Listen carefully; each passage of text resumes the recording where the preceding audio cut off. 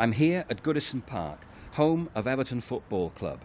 Nicknamed the Toffees, they've played in the top flight of English football for well over 100 years, more than any other club. They've won the league title 9 times, reached the FA Cup final 13 and won it 5. The mid-80s saw the club's most successful period when they won 2 league titles, the FA Cup and the European Cup Winners' Cup. Everton can claim one of the most successful strikers in English football history, the legendary Dixie Dean.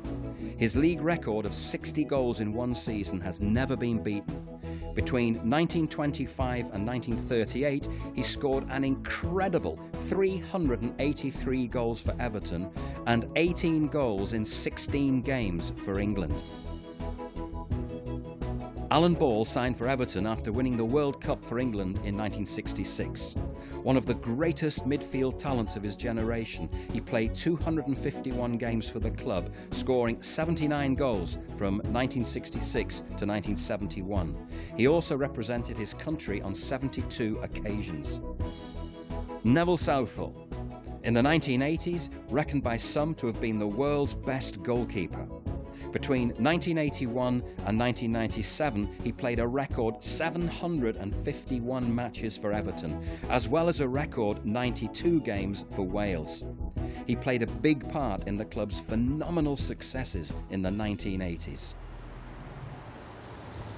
Everton haven't always played here at Goodison Park.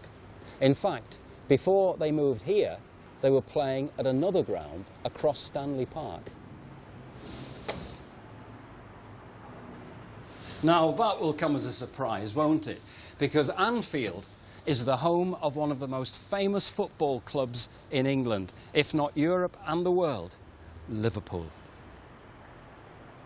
Liverpool have won 18 league titles, 7 FA Cups, a record 8 League Cups and 5 European Cups. Some of the stars who've worn the famous red shirt include 1966 World Cup winner Roger Hunt, who made 492 appearances between 1959 and 1969. His 245 league goals are still a club record. Ian Rush, a Welsh international, was another outstanding striker. He scored a club record of 346 goals in all competitions between 1980 and 1996 in 660 games.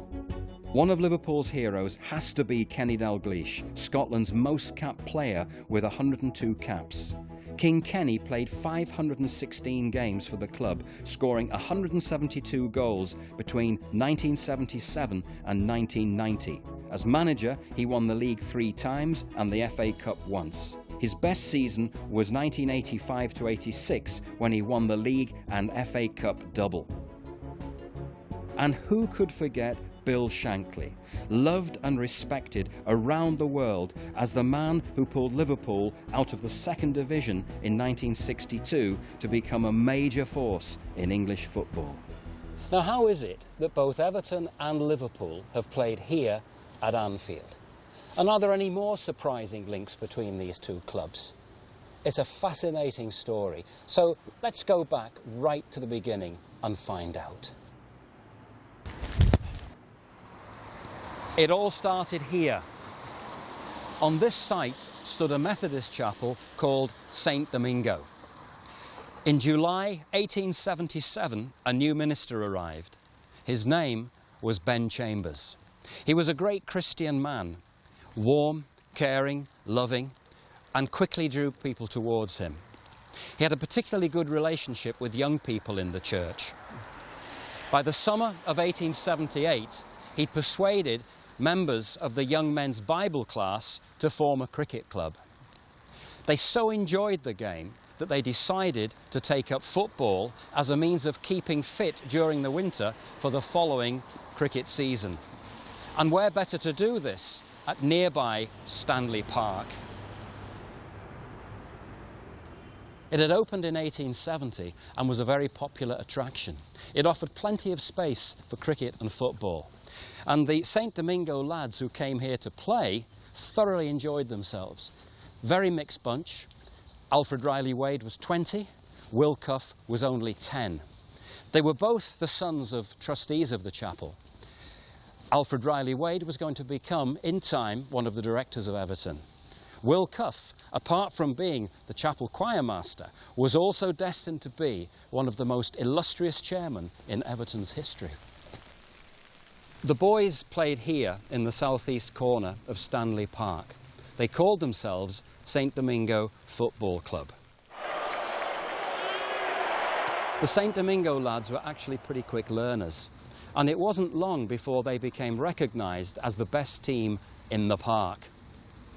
So much so that other clubs looked in their direction and thought, this is the team to play for. And before too long, St. Domingo Football Club had absorbed several players from other church teams. It became an embarrassment because before long there were actually more players playing in St. Domingo Football Club from outside the chapel than inside it. And it was felt that, to be honest about the situation, they should change their name. And they decided at their headquarters, the Queen's Head Hotel, in November 1879 to call themselves Everton. Before the start of the 1881 to 82 season, Tom Evans, one of the St. Domingo players, took a step that was to have historic consequences. It was going to change the football landscape of Liverpool, even England, forever. He invited a local brewer and future Lord Mayor of Liverpool, John Houlding, to become the club's president. Houlding lived here in Stanley House, and it overlooked the corner of Stanley Park where the St. Domingo boys were playing, so he was well aware of them, and he happily accepted their invitation to become president. His first season as president was very, very satisfactory. They won 15 out of 20 matches. But at the end of the 1882 to 83 season, unfortunately, they hadn't completed their fixtures before the end of the football season. And it meant overrunning into the cricket season, which was not allowed. Consequently, the club realised they had to move. They had to find another ground where this restriction would not be a limitation to them. Houlding came to the club's rescue. He spoke to a friend of his, William Cruitt, and asked if the club could use a pitch owned by him, or a field actually owned by him, to be turned into a pitch. And William Cruitt agreed. So off they went, working hard during the summer months to turn this into a proper ground. And they had it ready in time for the start of the 1883 to 84 season. And what a great season it was. They won 14 of their 16 matches, and also their first trophy, the Liverpool Senior Cup. It looked as if everything was really going well, but unfortunately the club fell behind with rental payments to Cruitt, and he lost patience and said they had to go. Once again, Houlding came to the club's rescue. He asked another friend of his, Joseph Orrell, a fellow brewer, if they could use a piece of land alongside Anfield Road and convert it into a ground. During the summer of 1884, they worked flat out and had it ready in time for the start of the 1884 to 5 season. And that ground is directly opposite Houlding's house. It's called Anfield.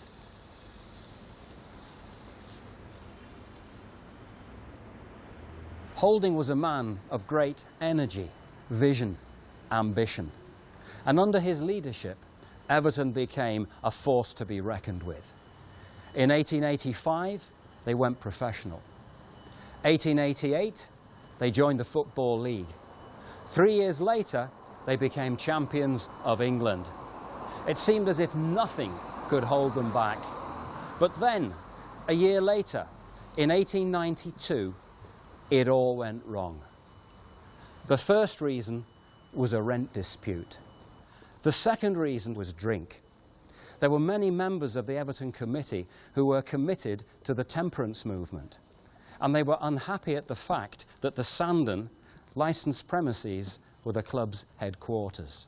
The situation came to a head when Houlding expelled Everton from Anfield.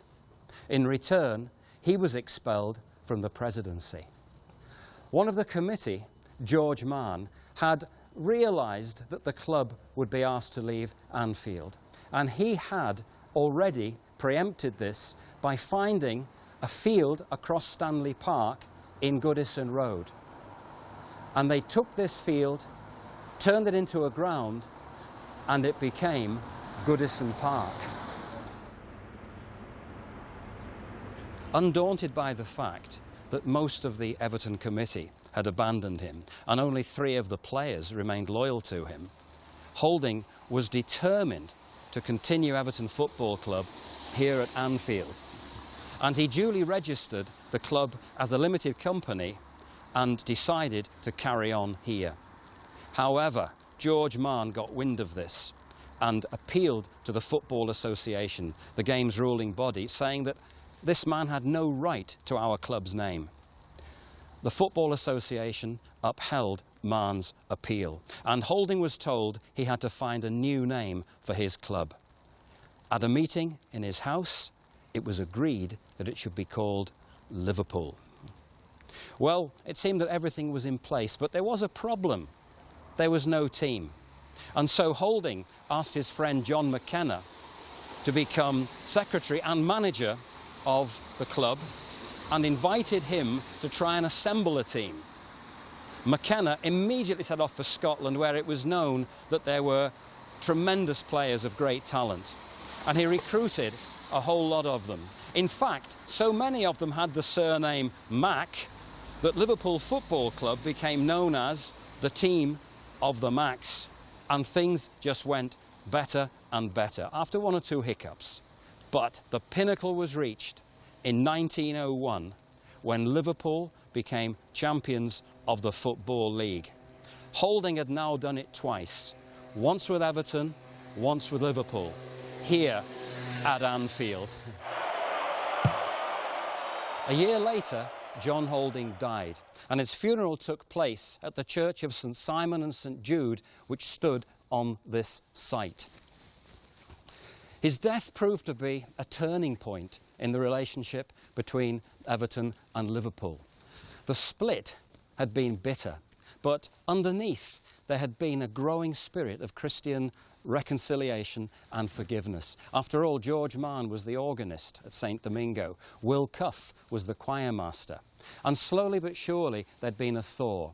But it really went into a whole new dimension at the death of John Houlding, because 3 Everton players and 3 Liverpool players carried his coffin into the church here. And the flags at Goodison and Anfield were flown at half-mast. That was the beginning of an accelerated process of healing that happened within the next few years. 2 or 3 years later, Everton and Liverpool started joint match programmes, which lasted for some 30 years. In 1906, Everton won the FA Cup. They knocked Liverpool out in the semi-final. But when Everton came back with the trophy, all the Liverpool directors were there at the station to welcome them. There was a joint Everton-Liverpool cricket team during the 1930s, and the friendship between the clubs began to deepen as a result of this spirit of reconciliation and forgiveness. We've seen this in more recent years after the tragedy of Hillsborough, when Everton and Liverpool supporters rallied round each other to give comfort and support. In July 2008, the 2 clubs were together once again as they organised a service of thanksgiving for the life of Reverend Ben Chambers, who'd set the ball rolling that led to their birth. It was held at Shepley in Yorkshire, where he is buried. In that service of thanksgiving, Liverpool Chief Executive Rick Parry said the following words: "Through cricket and football, Ben Chambers showed his commitment to getting young boys off the street. He did not see football and faith as incongruous, but rather as complementary. On behalf of Liverpool and our neighbours Everton, we salute this caring and committed Christian man. What kind of a man was Ben Chambers? We get a very clear insight from his obituary in the records of the Methodist Church.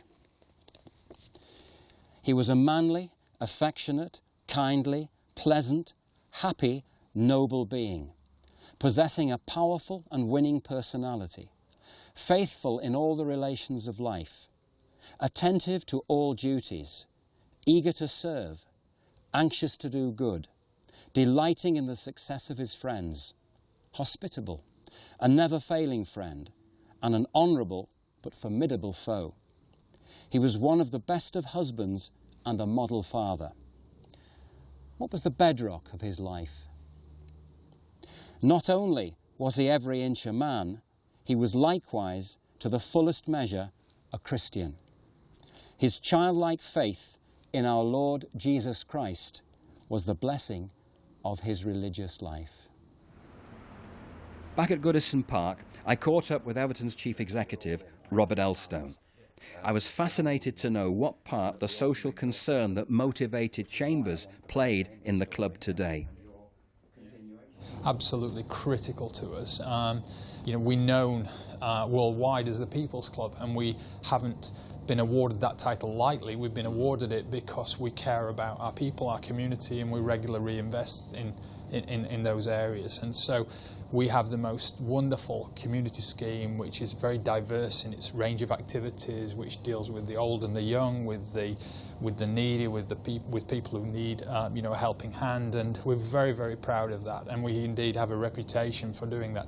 I think Chambers would also be delighted to know that that work isn't just here in Liverpool, it's around the world, and so we've done fantastically great work in Thailand. We've worked on tsunami-ravaged communities on the Thai coast. We've done work in Shanghai with disabled people in Shanghai. We do work in Calcutta, helping young players take their first step into football. So, Chambers' legacy is here and strong and now in Liverpool, but it's also being reflected around the world, and I would hope he would be very proud of that.